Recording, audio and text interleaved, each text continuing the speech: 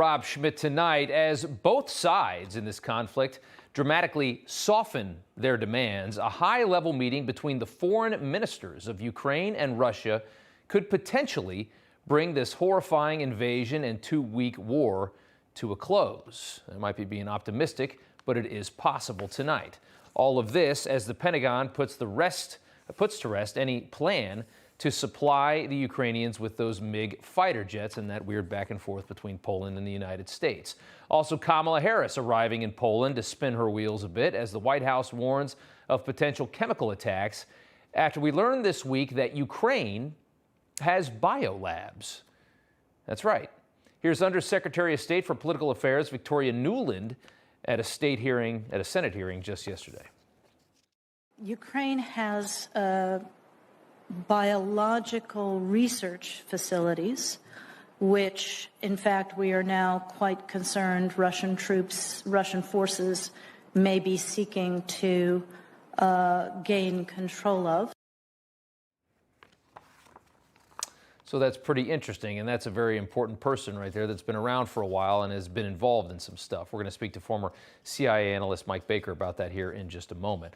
All of this, though, as satellite images show the complete destruction of residential areas, grocery stores, shopping malls. This has gotten very, very ugly. A Russian military that is clearly targeting civilians at this point. Earlier today, horrifying video out of Mariupol, Ukraine, to the south and east. Despite the Russians' agreement for a 12-hour ceasefire, a maternity and children's hospital struck in southeastern Ukraine. Look at some of the video we're seeing here. Reports indicating at least 17 people were hurt. President Zelensky, as you see a pregnant woman here walking out, Zelensky calling this an atrocity, saying there are women and children that are underneath that wreckage. That remains to be seen at this point. The World Health Organization confirming 18 attacks have occurred against Ukrainian hospitals and ambulances during this two-week siege. The maternity hospital we just showed you is in the contested Donetsk region, which is in the Donbas area. All across the country, though, hundreds of thousands of people are still fleeing for their safety. Our correspondent, Sarah Williamson, has been there since the beginning. She is in Irpin tonight. Civilians from cities under partial occupation by Russian forces are finally finding a way out.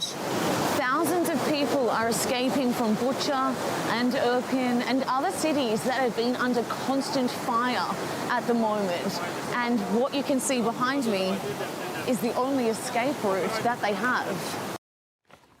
It's a terrifying reality. Families are making impossible choices every day in the wake of all this. USA Today reporting an 11-year-old boy traveled more than 600 miles by himself to safety in Slovenia. 11 years old, walking through a war zone. His mom was unable to leave her own mother, sent the boy with just a plastic bag, a passport, and a phone number written on his hand. That is the reality of this invasion. Regardless of what you think of Ukraine, regardless of what you think about U.S. interests in Ukraine or their record on corruption, the point of the story is there are real people being slaughtered by all of this madness.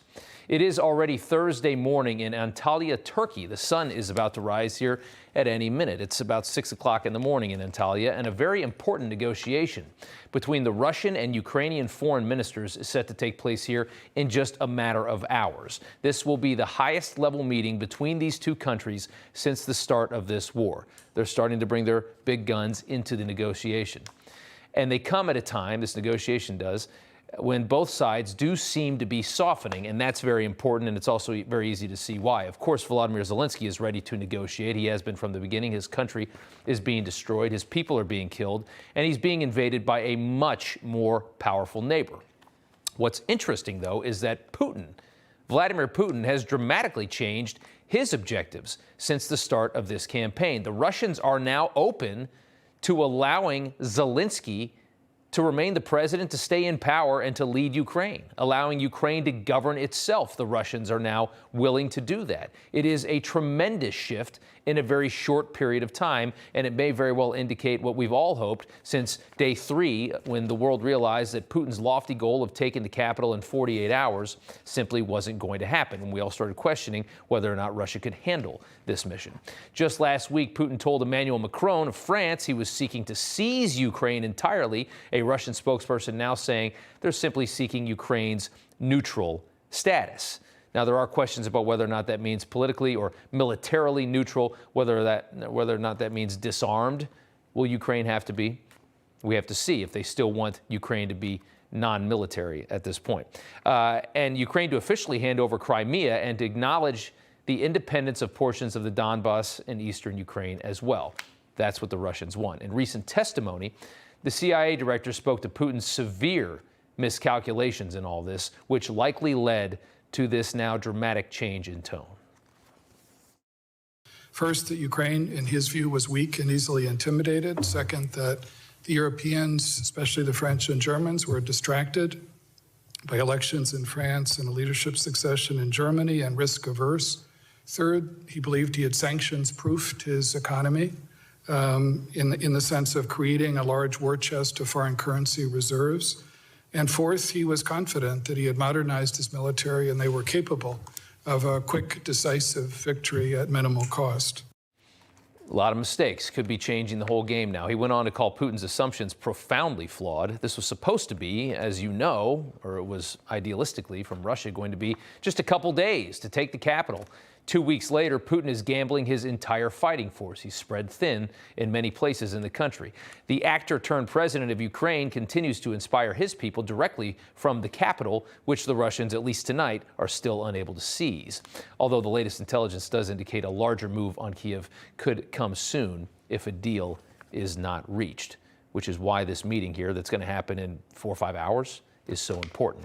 On the Ukrainian side of the table, Zelensky has said he is no longer pursuing NATO membership, something he wasn't willing to give up a week or two ago, something that perhaps diplomatically could have prevented all of this from the get-go if he had said this earlier. And if our country had better diplomats and didn't just resign Europe to war a month before Putin even invaded Ukraine, this all could have been sorted out, perhaps. Zelensky also expressed the ability for a compromise on recognizing the independence of those small areas in the Donbass, Donetsk and Luhansk. However, Zelensky says he's not able to recognize Crimea as a Russian territory at this point, even though he hasn't occupied it, or Ukraine hasn't had it, for 8 years. So clearly there's still distance between both sides, but it's not nearly the distance that it was. They're coming closer together as the foreign ministers prepare to meet here in just a matter of hours.